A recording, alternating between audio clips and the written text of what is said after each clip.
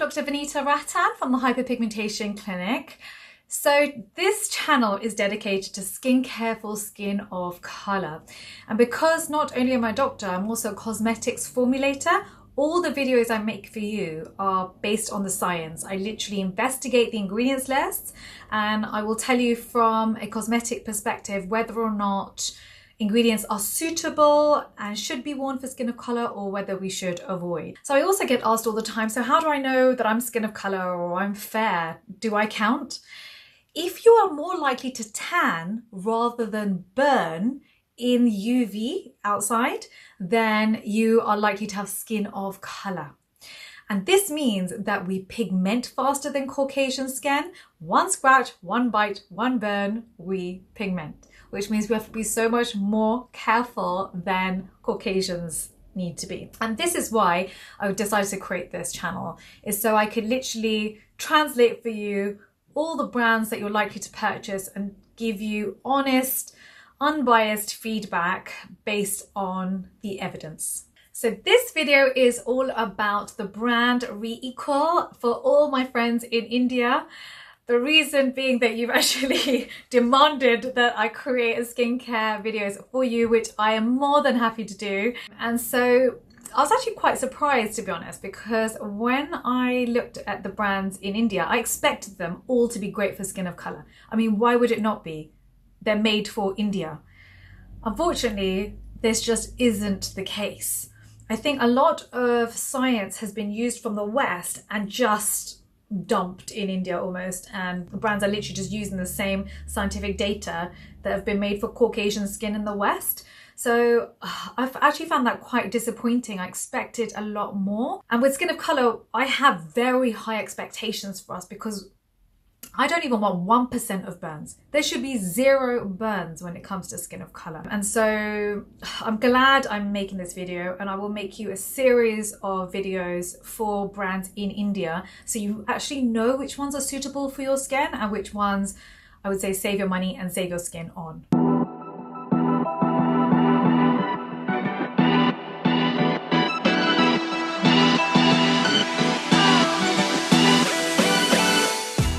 Right, so starting off with the first cream, which is their under eye cream. So the positives are it's actually a very safe cream, it's non-irritating. And I would say the only one small downside is that the 5th ingredient is ETHYLHEXYL palmitate, which can be quite comedogenic, which means it can lead to acne, although this is unlikely to be an issue around the eye area. The negatives here are that it's actually just a very simple moisturizer. There's only one active in it, which is DIACETYL BOLDINE, which is at about 1% or less. So it's actually quite a good tyrosinase inhibitor, but for periorbital pigmentation, so dark circles, you require minimum 6 tyrosinase inhibitors at very high strength. So I don't know if you already follow me on Instagram at the Hyperpigmentation Clinic. You can see my before and afters for dark circles in skin of colour. I've treated about 30,000 cases of pigmentation for skin of colour. And I know that periorbital pigmentation is the most stubborn. Of the whole body, of all pigmentation on the face and body, dark circles are the hardest to treat. And so that's why I know that this product, although it's very safe product and it's a good moisturizer, you're really not going to get much benefit when it comes to treating dark circles. Okay, so the next product we're talking about is Acne Clarifying Gel for Active Acne. So there's actually quite a lot of positives, when it comes to this product. So the positives here is that they've got salicylic acid, which looks like at about 2%, which is perfect because it's an anti-inflammatory at that percentage. It's also got ALLANTOIN, which is a soother, it's an anti-inflammatory. It's also got OLIGOPEPTIDE, which is a great skin conditioner. Don't forget, when you've got acne skin, the skin is inflamed. You have free fatty acids that are highly irritating that are just sitting in the skin that's causing red marks, so PIE, and then brown marks, PIH, post-inflammatory hyperpigmentation. I'm going to make a whole video for you on how to treat PIH. I've already done one on PIE, so you can watch that if that's your main concern. So you've got inflamed skin. You have to be careful. You don't then go and add irritants to inflamed skin. So the negatives of this particular product is that it's got an ingredient called BOSWELLIA SERRATA in it. So the positive is that it's an anti-inflammatory, but the negative is that this is actually a source of Indian frankincense, which means that fragrance is a photosensitizer, actually sensitizes your skin, and you wouldn't add this to inflamed skin. In addition, it's got glycolic acid in it, which is the worst AHA for skin of color. It's not that the pH is an issue, it's actually the size of the molecule. It's the smallest AHA molecule. It can fly through the skin and can burn the skin, so you get hot spots. So it's the one acid that I would say steer clear of, that and TCA, although you don't see TCA so much, but glycolic you find in so many products.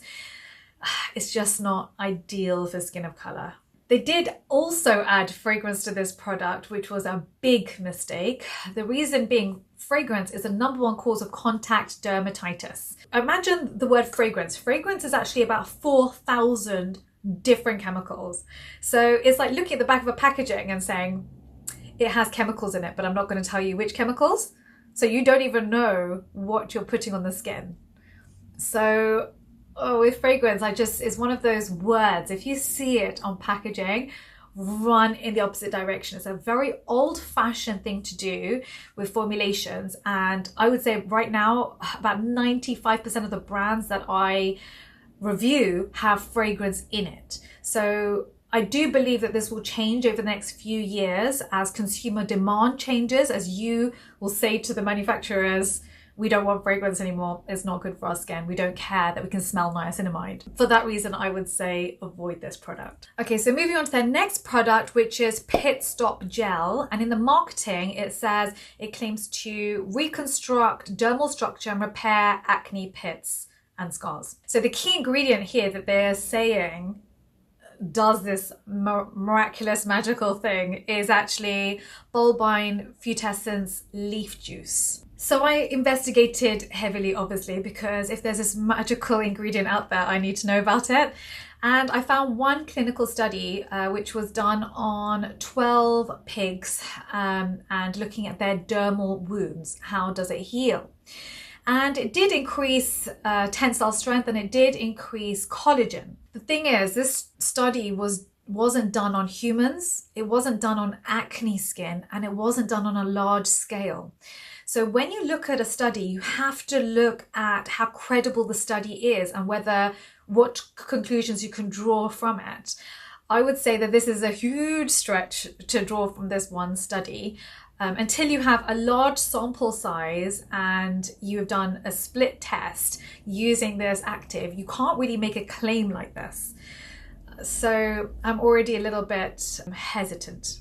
So they've also got another ingredient in this product called ALLIUM onion bulb, which is an anti-inflammatory. I found one clinical study which was over a 24-week period, which is excellent, and it did show a reduction of neogenesis, meaning neoangiogenesis, which means that there's less blood vessels forming in that area, which is great for hypertrophic scarring, meaning scarring that when it overscars, when it almost is raised, and keloid scarring. However, it's not really beneficial when you're not getting keloid hypertrophic scarring. Instead, you're getting atrophy and you're getting dips into the skin.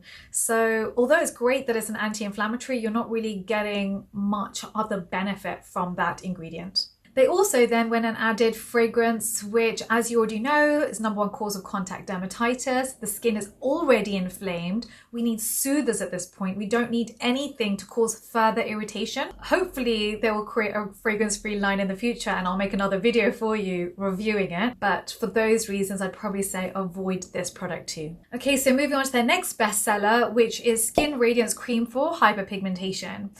So I was actually pleasantly surprised with a lot of the ingredient in this product. So it starts off with the 5th ingredient is niacinamide, which you all know by now if you've watched my niacinamide video or basically any of my videos. Niacinamide we should all have in our skincare. It's great for acne, sebum control, erythema, so redness, sensitivity, pore size, etc. So niacinamide is great, and very, very few people react. It's great for skin of color. It's also got the 10th ingredient here is arbutin, which makes me believe it's at about 2%, which is in the therapeutic range, and it's also a very good ingredient for pigmentation skin of color.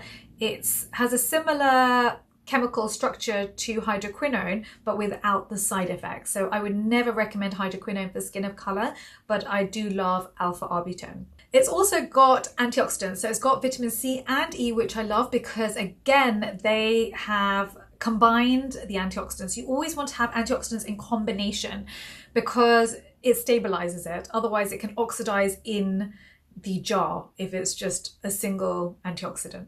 So they got that bit right as well. I would love to recommend this product, but then they went and added fragrance.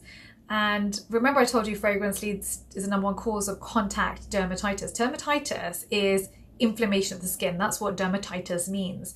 But the skin is already inflamed from acne or from melasma or whatever's caused the pigmentation in the first place. And so it's such a shame because I would have loved to have told you, go and buy this one product that I know has got great ingredients in it.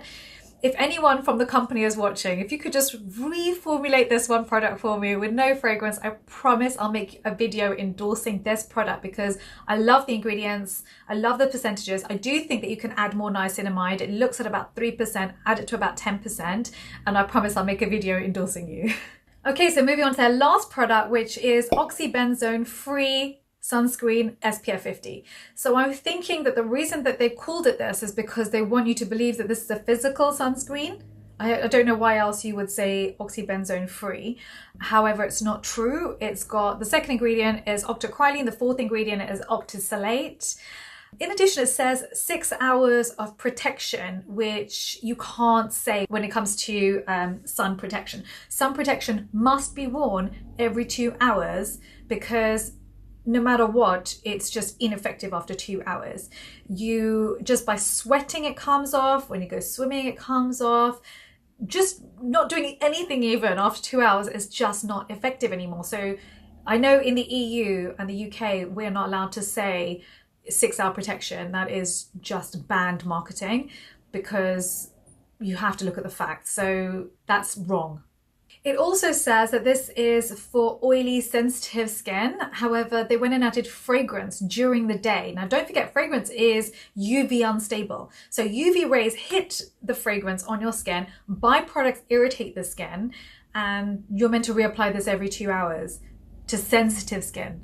So again, another mistake. Even on the website, if you look at the website and how they apply their sunscreen, it's not enough.